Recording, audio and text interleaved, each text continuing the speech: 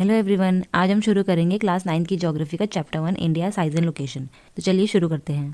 ये वाला पार्ट हमारे काम का नहीं है तो हम इसे रहने देते हैं। हम शुरू करते हैं लोकेशन वाले पार्ट से। लेकिन इसमें कुछ लाइंस है, latitude, longitude, tropic of cancer, जो आपको ईजिली समझ नहीं आएंगी। तो चलिए पहले उसे समझते हैं। ये है हमारी अर्थ जो कि एक स्फेयर शेप में है। ये इसका नॉर्थ पोल है, ये इसका साउथ पोल। आपको इसमें कुछ लाइन दिख रही होंगी, ये वर्टिकल और कुछ हॉरिजॉन्टल। लेकिन असली में ऐसी कोई लाइनें एग्जिस्ट नहीं करती हैं। ये सिर्फ साइंटिस्ट की सुविधाओं के लिए बनाई गई हैं। लेकिन इन लाइनों को बनाने के पीछे भी कोई रीज़न रहा होगा। अब सोचो, कोई यहाँ रहता है और कोई एक इंसान यहाँ रहता है। अब यहाँ के इंसान को चुल है कि मुझे दूसरी दुनिया में जाना है, ज़रा घूम लेता हूँ कौन कौन सी कंट्रीज़ है दूसरी दुनिया में। लेकिन उसको पता कैसे चलेगा कि पहले उसको पता तो होना चाहिए मैं कहाँ हूँ। उसको कैसे पता लगेगा कि मैं कहाँ हूँ, दूसरी कंट्रीज़ कहाँ पर हैं। पता चला कि जाना चाहता तो वो इधर साइड और चला गया वो उधर साइड। इसके अलावा भी अगर कोई इंसान यहाँ रहता है उसके लिए क्या टाइम होगा और जो इंसान यहाँ रहता है उसके लिए क्या टाइम होगा, ये कैसे पता चलेगा। और ये कौन डिसाइड करेगा कि किसी भी कंट्री का किसी भी एरिया में क्या टाइम होगा, कौन कहाँ लोकेट करेगा, कौन नॉर्थ में है, कौन साउथ में है, कौन ईस्ट में है, कौन वेस्ट में है। तो इन्हीं सब कन्फ्यूजन के चलते कुछ इमेजिनरी लाइन्स को बनाया गया ताकि किसी भी कंट्री की लोकेशन, उसका टाइम पता किया जा सके। तो सबसे पहले एक लाइन बनाई गई 0 डिग्री की, जो कि अर्थ को बिल्कुल बीचों बीच में से काटती है। ये हुआ अर्थ का बीचों बीच का एरिया, ये 0 डिग्री का होता है और इसको हम इक्वेटर कहते हैं। ये लाइन अर्थ को 2 भाग में डिवाइड कर देती है। ऊपर वाले भाग को हम बोलते हैं नदर्न हेमिस्फेयर, नीचे वाले पार्ट को बोलते हैं सदर्न हेमिस्फेयर। तो ऐसे पता चल गया कि कौन सी कंट्री नॉर्थ में है, कौन सी कंट्री साउथ में है। और इसके ही ऊपर नीचे कुछ और लाइन्स को बनाया गया हॉरिजॉन्टली, जैसे ये इन सभी लाइनों का जो लेटी हुई लाइन्स हैं, इन सब का नाम पड़ा लैटिट्यूड। कोई 30 डिग्री की है, कोई 60 डिग्री की है, कोई 90 डिग्री की है। जैसे ये आप देख रहे हैं, ये एक सर्कल में जाएगी लाइन और यही है एक लैटिट्यूड। और ऐसे ही कुछ वर्टिकल लाइन बनाई गई ऐसी खड़ी हुई, जिनको हमने बोला गया लॉन्गिट्यूड लाइन्स। ये लाइन ऐसे सर्कल नहीं बनाती जैसा कि एक लैटिट्यूड बनाता है। ये लाइन बस नॉर्थ पोल से शुरू होकर साउथ पोल तक जाती है। और इसमें भी एक 0 डिग्री डिसाइड किया गया, जो कि लंदन के ग्रीनविच से होकर जाता है और इसको हम प्राइम मेरिडियन कहते हैं। आई होप आपको समझ में आया होगा। अब हम इसी लैटिट्यूड लॉन्गिट्यूड से डिसाइड करते हैं कि इंडिया कहाँ पर लोकेट करता है। तो देखिए, ये रहा इक्वेटर, ये है नदर्न हेमिस्फेयर और ये है सदर्न हेमिस्फेयर। तो जैसा हमें यहाँ दिख रहा है, इंडिया है नदर्न हेमिस्फेयर में और इधर से ईस्ट हेमिस्फेयर में। तो इंडिया की लोकेशन क्या हुई, नॉर्थ ईस्ट। तो अगर हम इंडिया की लोकेशन देखें, इंडिया को अगर हम लैटिट्यूड से देखना चालू करें तो इंडिया आता है 8 डिग्री 4 मिनट नॉर्थ से। अगर हम ऊपर की तरफ जाएं और 37 डिग्री 6 मिनट नॉर्थ पर रुक जाएं तो यहाँ से यहाँ तक इंडिया की लोकेशन है। और अगर हम लॉन्गिट्यूड से देखें तो 68 डिग्री 7 मिनट ईस्ट से 97 डिग्री 25 मिनट ईस्ट तक इंडिया लाई करता है। तो अगर किसी को इंडिया की लोकेशन जाननी हो तो इस लॉन्गिट्यूड और इस लैटिट्यूड पर वो आएगा। अब आपको समझ में आया होगा कि यहाँ पे नॉर्थ और यहाँ पर ईस्ट क्यों लिखा गया है, क्योंकि इंडिया नदर्न हेमिस्फेयर में है और इधर से ईस्टर्न हेमिस्फेयर में, इसलिए यहाँ पर ईस्ट और नॉर्थ लिखा गया है। और इन सब लैटिट्यूड में से एक लैटिट्यूड है ट्रॉपिक ऑफ कैंसर, जो कि 23 डिग्री 30 मिनट नॉर्थ से होकर जाता है और इंडिया को बिल्कुल बराबर भाग में डिवाइड करता है। तो बस इतना सा ही लिखा गया है that India is lying in northern hemisphere. आपको समझ में आया होगा कि यहाँ पे नदर्न हेमिस्फेयर क्यों लिखा है। ये है इंडिया का लैटिट्यूड और ये है इंडिया का लॉन्गिट्यूड। और ये है ट्रॉपिक ऑफ कैंसर, जो मैंने बताया कि इंडिया को बिल्कुल 2 भागों में डिवाइड करती है, जो कि 23 डिग्री 30 मिनट नॉर्थ से होकर जाती है। अब आगे ये बोल रहा है इंडिया के साउथ ईस्ट और साउथ वेस्ट वाले लोकेशन में कुछ आइलैंड्स आते हैं। तो इसको पहले मैप से समझ लेते हैं। तो देखो, ये है इंडिया, ये है नॉर्थ ईस्ट नॉर्थ वेस्ट और ये है साउथ ईस्ट साउथ वेस्ट।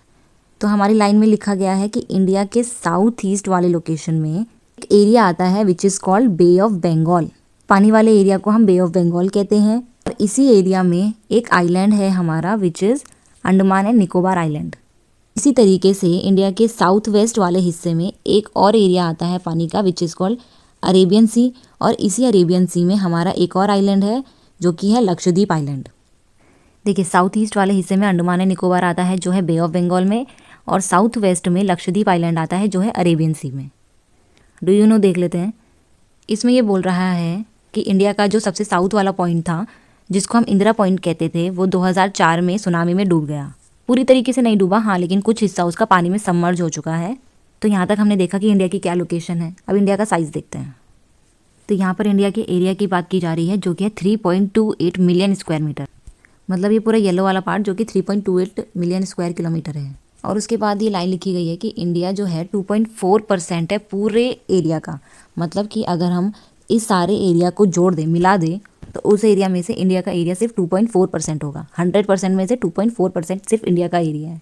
अब ये लाइन कह रही है कि इंडिया जो है वो 7th लार्जेस्ट कंट्री है दुनिया की। 7th लार्जेस्ट कंट्री है, इसका मतलब क्या हुआ, इंडिया से पहले 7 बड़ी कंट्रीज़ और हैं, जो है Russia, Canada, America, China, Brazil, Australia, और फिर इंडिया आता है 7वीं कंट्री पे। उसके बाद लिखा है कि इंडिया की लैंड बाउंड्री है 15,200 किलोमीटर और इंडिया की कोस्टल बाउंड्री है 7,516.6 किलोमीटर। इसको हम मैप में देख लेते हैं। तो यहाँ पर इंडिया की बाउंड्री का मतलब है ये वाली जो ज़मीन से है ना, ज़मीन की बाउंड्री मिल रही है, ये है 15,200 किलोमीटर।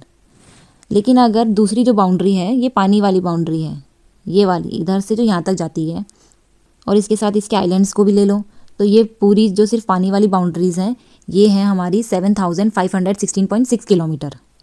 इस वाले पैराग्राफ में सिर्फ ये बताया गया है कि इंडिया के नॉर्थ में क्या है, साउथ में क्या है, ईस्ट में, वेस्ट में, मतलब इसके आसपास क्या एरिया है वो बता रहे हैं। जैसे कि इंडिया के अगर हम नॉर्थ में, नॉर्थ वेस्ट वाले पार्ट में देखें, वहाँ पर क्या है, बिल्कुल यंग फोल्ड माउंटेन्स है। पता होगा आपको माउंटेन्स किधर पर लोकेट करते हैं इंडिया के। ये वाली लाइन देखो, south of about 22 degree north. अगर हम इंडिया के 22 डिग्री नॉर्थ लैटिट्यूड से देखें, जो कि साउथ वाला हिस्सा है, ये बिल्कुल पतला होता जाता है ना, ये थोड़ा पतला हो जाता है और क्या करता है, इंडियन ओशियन की तरफ बढ़ता है, और इंडियन ओशियन को भी 2 भागों में डिवाइड कर देता है, जिसको आज हम बोलते हैं अरेबियन सी, और ईस्ट वाले भाग को हम बोलते हैं बे ऑफ बंगाल।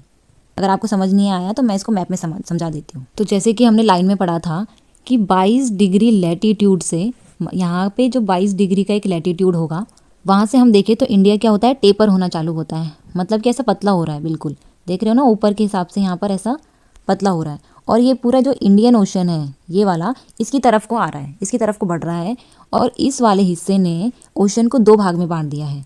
ये वाला भाग इसको हम बे ऑफ बंगाल बोलते हैं, और इधर वाले भाग को हम अरेबियन सी बोलते हैं। इस वाले पैराग्राफ में सिर्फ एक फैक्ट बताया गया है, जिसको मैं मैप के थ्रू समझाती हूँ, नहीं तो आपको समझ नहीं आएगा। देखो इस लाइन में सिर्फ ये बताया गया है कि इंडिया का जो नॉर्थ से साउथ तक एक्सटेंशन है ना, ये ज़्यादा बड़ा लगता है बजाय ईस्ट से वेस्ट के। आपको देखने में से क्या लग रहा है कि ईस्ट वेस्ट बड़ा है या फिर नॉर्थ साउथ? इंडिया की ऐसी लंबाई बड़ी दिखती है, ऐसा लगता है इंडिया ज़्यादा लंबा है, इसका नॉर्थ साउथ एक्सटेंट ज़्यादा बड़ा है और ईस्ट वेस्ट छोटा, ऐसा लगता है, लेकिन ऐसा है नहीं। इंडिया का नॉर्थ से साउथ तक जो एक्सटेंशन है, अगर हम नॉर्थ लैटिट्यूड साउथ लैटिट्यूड को माइनस करें तो लगभग 30 डिग्री आता है।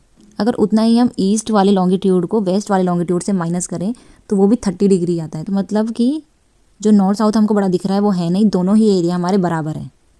देखो क्या बोल रहा है, latitude and longitude extension of main land is about 30 degree. वही है कि अगर हम लैटिट्यूड और लॉन्गिट्यूड को माइनस करें तो 30 डिग्री तक आएगा। इस फैक्ट के बावजूद जो हमें इंडिया का ईस्ट वेस्ट एक्सटेंट है वो हमको छोटा दिखता है और नॉर्थ साउथ एक्सटेंट हमको बड़ा दिखता है, वही जो मैंने मैप में समझाया था। अब ये वाला पैराग्राफ देखो, ये थोड़ा इंपॉर्टेंट है, तो ये लाइन पढ़ने से पहले हम दोबारा से मैप में समझ लेते हैं ताकि थोड़ी सी आसानी होगी समझने में। तो ये लाइन कह रही है कि अरुणाचल प्रदेश और गुजरात के टाइम में लगभग 2 घंटे का अंतर है। मतलब कि अरुणाचल प्रदेश में अगर सुबह के 7 बज रहे हैं तो गुजरात में उसी टाइम पर सुबह के 5 बज रहे होंगे। मतलब कि गुजरात जो है अरुणाचल प्रदेश से 2 घंटे पीछे है। वहाँ पर जितना भी टाइम हो रहा होगा वहाँ से अगर हम 2 घंटे माइनस कर दें तो उतना टाइम गुजरात में हो रहा होगा। मान लो अगर इंडिया में कोई टाइम डिसाइड नहीं है, सरकार ने बोला जिसका जैसा मन करे अपने अपने टाइम से चलो, तो क्या होगा, तो यहाँ पर प्रॉब्लम आना चालू हो जाएगी। तो सारे स्टेट अपने अपने टाइम से चलेंगे, तो अगर सबका अपना अपना टाइम होगा तो ये एक बहुत बड़ी प्रॉब्लम हो जाएगी। मानो यहाँ से कोई एक फ़्लाइट चली 7 बजे और वो जा रही है गुजरात की तरफ, तो गुजरात में पहुंचकर क्या होगा, तो गुजरात वाले लोग बोलेंगे कि नहीं नहीं अभी तो लैंडिंग नहीं हो सकती, हमारे यहाँ तो 5 बज रहा है, हमारे तो सब सो रहे हैं, अभी आप लोग हवा में ही घूमते रहो। या फिर गवर्नमेंट ने बोला है कि सारे कामकाज शुरू हो जाएंगे 8 बजे, और गुजरात के लोग क्या कह रहे हैं, अरे अभी तो हमारे यहाँ 6 बज रहे हैं, हम कैसे काम चालू कर दें, अभी हमारे यहाँ सब सोते हैं, अभी हम नहीं चालू करेंगे, 8 बजे करेंगे। तो देख रहे हो कैसे कोऑर्डिनेशन नहीं बैठ रहा है। तो इसी चीज़ को ख़त्म करने के लिए, इस प्रॉब्लम को हटाने के लिए गवर्नमेंट क्या करती है, एक टाइम डिसाइड करती है जो कि सबके लिए सेम हो, चाहे वो कोई कहीं भी रह रहा हो, चाहे वो अरुणाचल प्रदेश में रहता हो, चाहे गुजरात में रहता हो, सबके लिए एक टाइम होगा। सरकार ने सोचा कि उत्तर प्रदेश में एक जगह है मिर्ज़ापुर, मूवी वाला मिर्ज़ापुर नहीं, तो उत्तर प्रदेश में एक जगह है मिर्ज़ापुर, वहाँ से हम क्या करते हैं, एक टाइम देखते हैं, वहाँ पर जो टाइम हो रहा होगा उसको हम एक कॉमन टाइम मानेंगे। मतलब कि अगर यहाँ पर सुबह के 6 बज रहे हैं तो हम ये मानते हैं कि अरुणाचल प्रदेश में भी 6 बजेंगे, गुजरात में भी 6 बजेंगे, हर जगह एक ही टाइम होगा। तो ऐसे इंडिया का टाइम डिसाइड हुआ। गुजरात से अरुणाचल प्रदेश तक टाइम लैग है 2 घंटे का, मतलब उनके टाइम में 2 घंटे का अंतर है। इसीलिए स्टैंडर्ड मेरिडियन ऑफ इंडिया बनाया गया, जो कि 82 डिग्री 30 मिनट ईस्ट लॉन्गिट्यूड से होकर गुजरता है और उत्तर प्रदेश के मिर्ज़ापुर से होकर जाता है।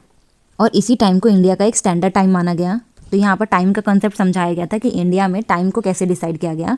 तो यहाँ पर ये दिखाता है ना कि इंडिया के टाइम में कितना अंतर है। इतना बड़ा एरिया है, 7वीं लार्जेस्ट कंट्री है, तो बड़ा एरिया है। अब बड़ा एरिया है तो सब जगह टाइम भी अलग अलग होगा, तो उसके लिए एक टाइम को डिसाइड करना ज़रूरी था। इसके नीचे वाली एक लाइन लिखी गई है, the latitudinal extent influence the duration of day and night as one moves from south to north.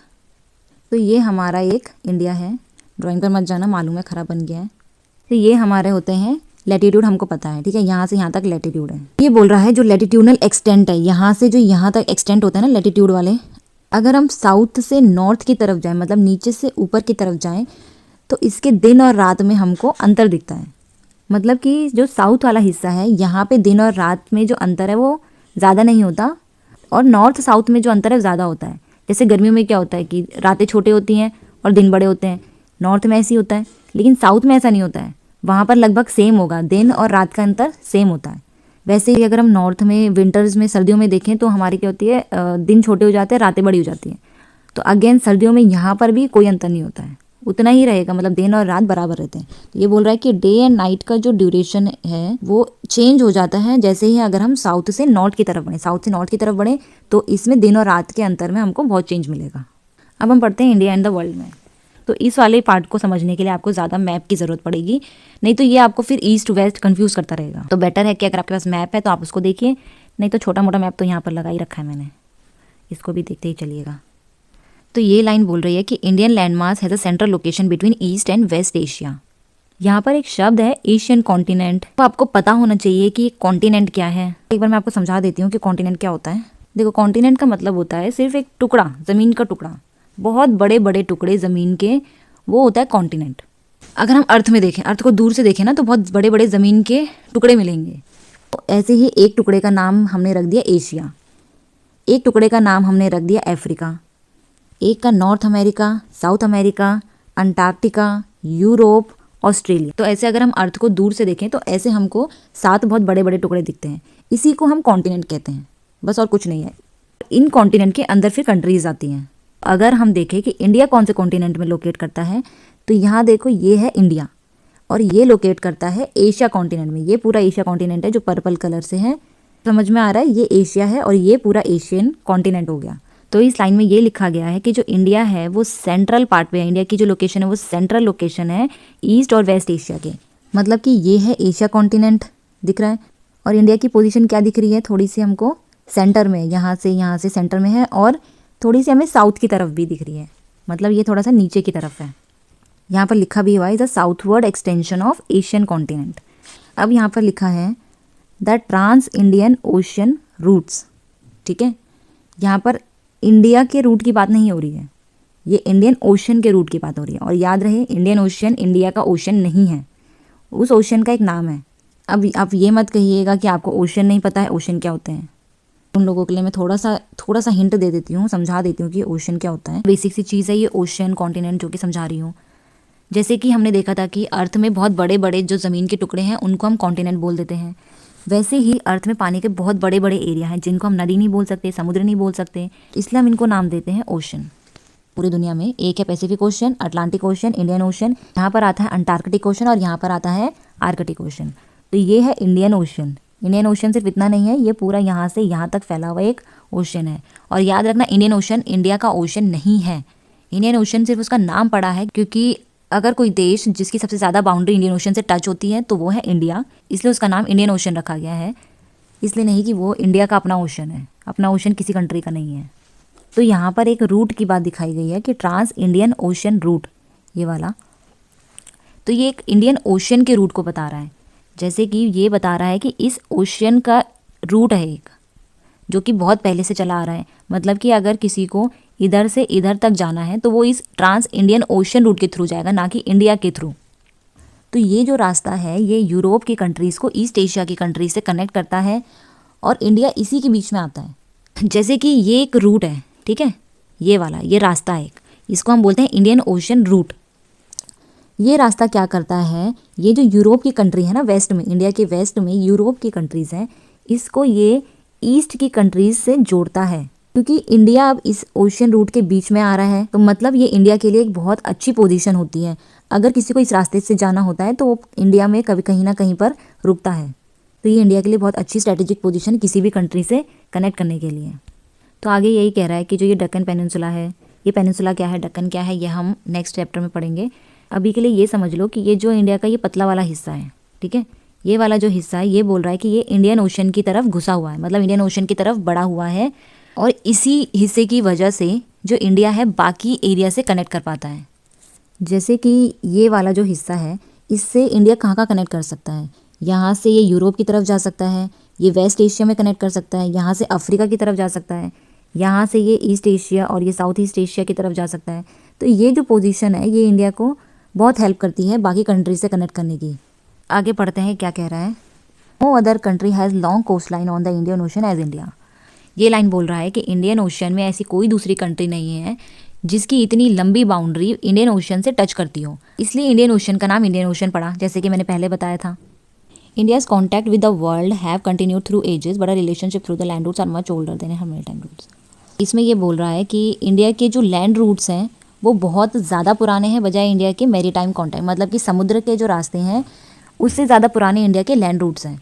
सीधी सी बात है, पहले लोग कहाँ ही समुद्र से जाएंगे, पहले तो लोग रास्ते से पैदल पैदल ही जाते थे। और इसीलिए वो लोग क्या करते थे, जो पहाड़ों के बीचों का रास्ता होता है विच इज़ कॉल्ड पासेस, पहाड़ों के जो बीच का रास्ता होता है जहाँ से हम क्रॉस कर सकते हैं उसको हम पासेस कहते हैं। तो जो ट्रैवलर्स आते थे, यहाँ से लोग जाते थे, वो इन्हीं पासेस के थ्रू आते थे। लेकिन ओशन से बहुत कम इंटरेक्शन होता था। और अगर ऐसे ही कोई दो कंट्रीज़ कनेक्ट करती हैं, आपस में एक दूसरे से मिलती हैं, तो क्यों करेंगी, कोई रीज़न तो हो गई। या तो कोई सामान लेने के लिए आएगा, कोई व्यापार करने के लिए आएगा, और अगर कोई व्यापार करेगा तो सीधी सी बात है वो यहाँ पर कुछ टाइम रुकेगा, यहाँ के लोगों को देखेगा, यहाँ के कल्चर देखेगा, यहाँ की कहानियाँ सुनेगा। तो ऐसे ही कुछ कुछ आइडियाज़ यहाँ से लेकर जाएगा। जैसे हमारे उपनिषद हैं, रामायण की कहानियाँ हैं, पंचतंत्र की कहानियाँ हैं, वो यहाँ से वहाँ तक ऐसे ही एक्सचेंज होगी। इंडिया का जो न्यूमरल सिस्टम है, डेसिमल सिस्टम है, ये भी यहाँ से दूसरी कंट्रीज़ में जाएगा, वो लोग भी देखेंगे। और यहाँ से खासकर अगर व्यापार होता था तो ज़्यादातर मसालों का, मसलिन का और कुछ सामानों का होता था।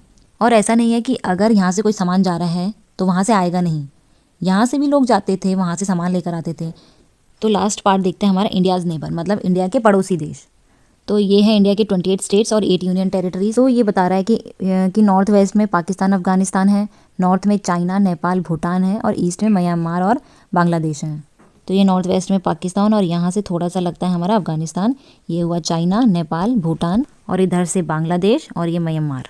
और अगर हम समुद्र में देखें तो ये हमारा है मालदीव, और ये Sri Lanka. Sri Lanka is separated from India by narrow channel of sea formed by Palk strait and gulf of Mannar. तो इंडिया और श्रीलंका को जो अलग करता है वो है एक पतला सा एरिया, इस एरिया को हम बोलते हैं पाक स्ट्रेट। स्ट्रेट एक ऐसा एरिया होता है जो दो वाटर बॉडीज़ को आपस में कनेक्ट करता है। ये एक पानी का एरिया है जो यहाँ के बे ऑफ बंगाल से यहाँ के अरेबियन सी को कनेक्ट करता है, उसको हम बोलते हैं स्ट्रेट, और इस वाले स्ट्रेट का नाम है पाक स्ट्रेट।